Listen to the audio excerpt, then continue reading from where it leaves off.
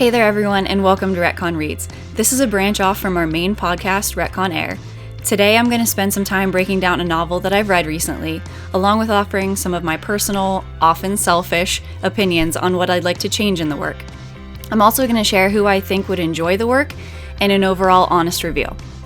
Before we get into the meat and potatoes, I just wanted to throw this out into the universe. As with our Retcon Air podcast episodes, this is not meant to be a beatdown.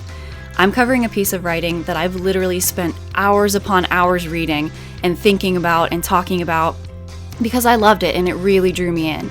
I'm not an author as of right now, but I hope to be one day, and I hope that everyone who sees this or hears this knows that I would never try to diss on something that someone spent so much time and effort writing. I also just wanted to add, I plan to produce these episodes as I finish books. I don't currently have any timeline or set plan to release these on any certain days. That being said, I'm always 100% open to book recommendations, and if there's something you'd even just like to have a conversation about, definitely let me know and I will read it and I will get back to you. With all that being said, since this is the first of its kind, I'd like to take a moment to explain what these episodes are going to look, or rather sound and look like. First, I'm going to take a moment to read the summary that's been printed with the piece of writing, so either on the book jacket or on the back of the book. I had originally thought I'd break it down myself, as we do in our Retcon Air podcast episodes, but I think I would give away too many spoilers, and I also thought it would be interesting to comment on whether or not I found the summary comprehensive and appropriate with the actual story. Second, I wanted to talk about one or two points that I'd possibly have liked to have seen written differently, almost always due to completely selfish reasons. Third, I'd like to talk about who I think would like this specific piece of writing, as we all know that not every great book is a great read for every person. Finally, I'll wrap it up with a generalized review and then leave it open for discussion from you. Speaking of discussions, we appreciate any and all feedback on our main podcast. But with this branch or spin-off of that, I'd like the feedback to be a little bit different. I'd love for anyone who listens to speak up about the piece of writing that I've covered, whether you've read it already, think it sounds interesting, or it inspires you to create something all on your own. Just let me know. I'd love to hear it. Getting lost in the written word is such an underrated escape for me, but once I finish a novel, I often feel lost and crave conversations about it. I'd love to have some awesome conversations about this book. So if all of that sounds good, please keep listening or watching as I break down the novel Dune by Frank Herbert. To start it off, I'm going to open with the summary from the novel. I think so much rides on whether or not the summary is well written and engaging, so I thought we could have some interesting discussions about it. Unfortunately, I don't own an original copy of Dune, and it kind of stinks because that was kind of why I wanted to do this video version, so that I could hold the book, and show you guys what it looks like. But Dune was actually recommended to me. I think it was a free book for one of the months this year, so I downloaded it on my Kindle and I read it. Absolutely love it. Probably will purchase at some point. So for this, the best I could do was a photo that I found online of the cover and the summary. I checked some websites and did my best to confirm, but if anyone has an actual copy of the original publication, please let me know. Set on the desert planet of Arrakis, Dune is the story of the boy Paul Atreides, heir to a noble family tasked with ruling an inhospitable world where the only thing of value is the spice, melange, a drug capable of extending life and enhancing consciousness. Coveted across the known universe, melange is a prize worth killing for. Before I continue, I just want to say, I don't know about any of you other readers out there, but when I read, I have pronunciations in my head, and I haven't watched anything about Dune, so I really don't. I'm probably butchering all of these terms. I just had to pause actually to look up how to say Bene Gesserit. Bene Gesserit. Bene Gesserit. Bene Gesserit. But yeah, I'm really sorry if I say any of these wrong. You can definitely let me know. We can talk about it. But yeah. Okay, I'm going to continue now. When House Atreides is betrayed, the destruction of Paul's family will set the boy on a journey towards a greater destiny than he could have ever imagined. And as he evolves into the mysterious man known as Muad'Dib, He will bring to fruition humankind's most ancient and unattainable dream. End quote. To be completely honest, I didn't even read this summary before I started the book because it was a Kindle version.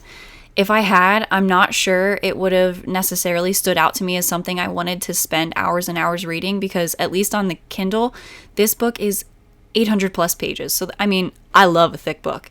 Give me the most pages. But for it to be that thick, I have to know that I'm really, really going to like it, because I know I'm going to put, a week, 2 weeks worth of time into reading it. Looking at the summary now, I do think it does an efficient job of covering the outline of the story, but I think it could have been spiced up, Dune pun, to a bit just to grab the potential reader's attention a little bit more. I think I would have been more interested if there was a little more explanation on the new planet versus Paul's home planet, and at least a hint of the Bene Gesserit and the Mentats, the Fremens and the worms. They brought something magical to the story, and I'd love to hear what you guys thought, but I enjoy magical stories. Now that we've finished the summary, I'm going to go on to my retcon points. This is a really big one, and I'd love to hear if anyone else felt the same way, but I actually really, really struggled to get into this story. I thought it was written extremely well. It just didn't grab me and make me feel like I wanted to be a part of it.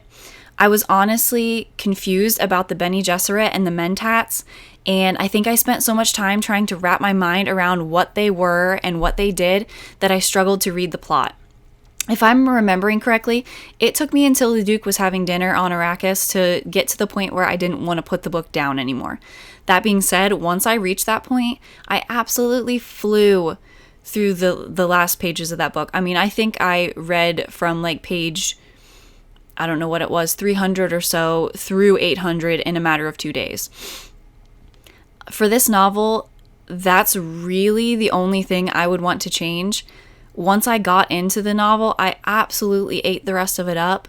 I stayed up way later than I needed to, especially when I have a 2-year-old that gets up at 6 o'clock every morning, no matter what. But it was totally worth it because I was lost in this book. It was so good, and I wish I hadn't spent so much time just trying to wrap my mind around the idea of the Bene Gesserit and the Mentats. As far as recommendations go, I'd say if you're into fantasy at all, give this book a shot. It's got such a diverse plot, including a little magic, some warfare, some plotting, a touch of love. It's all set in this really intriguing environment that some claim is inhospitable. I'll leave it up to you to read and see if that's true. It's definitely something I'd recommend to someone who is a little more mature, just because I think it wouldn't be very easy to understand some of the more adult themes of the novel without some age and some experience. Be willing to open your mind to things you've never heard of before, and I think you'll definitely enjoy this book. And with that, I think I've said everything I wanted to about the novel Dune by Frank Herbert. I'm going to close here, but if this has been interesting, or if you've got some insight that you'd like to share, please write a line and let me know. I'd love to have some discussions about this novel. I've been wanting to talk about it for a while now. I don't want to bore my husband because he hasn't read it. And actually, I don't know of anyone who's read this, so I'd really, really love to talk about it. And please, if you have a minute, don't forget to check out our main podcast, Retcon Air, where some combination of myself and 2 of my favorite guys, and hopefully some other awesome people in the future, break down our favorite books, movies, video games, anything that has a plot line, and we have some really, really good discussions about what we'd change if we had the chance. We share new episodes of that on the 1st and 15th of every month, and you can find us on Facebook and on Twitter. You can listen to us on Spotify, on YouTube. I mean, pretty much anywhere you can find podcasts, you can find us. So it would really mean a lot if you would take a listen to our podcast, and it would really mean a lot if you would leave some feedback on this. If you want me to do other books, if you have book recommendations, definitely let me know. That's it. That's all I have. Bye.